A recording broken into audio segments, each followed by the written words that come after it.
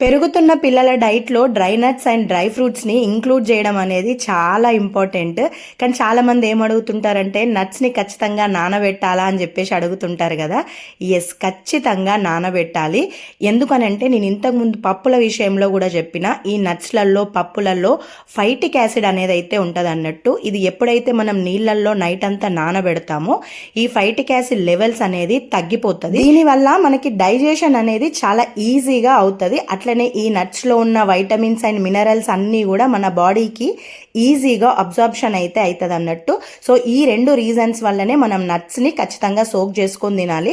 Like walnut కానీ dried ఆప్రికోట్ కానీ ఇలాంటివి సోక్ చేయనక్కర్లేదు, కానీ మిగతా వాటిని ఖచ్చితంగా సోక్ చేసుకొని తినాలి. ఎప్పుడో ఒకసారి మీరు మర్చిపోయి ఉంటే మట్టికి డైరెక్ట్ తినేయచ్చు, నో ప్రాబ్లం. బట్ రెగ్యులర్గా మట్టికి సోక్ చేసుకునే తినాలి అన్నట్టు. అప్పుడే ఎక్కువ బెనిఫిట్స్ అయితే పొందగలుగుతాము. మరిన్ని వీడియోస్ కోసం ఫాలో అయిపోండి.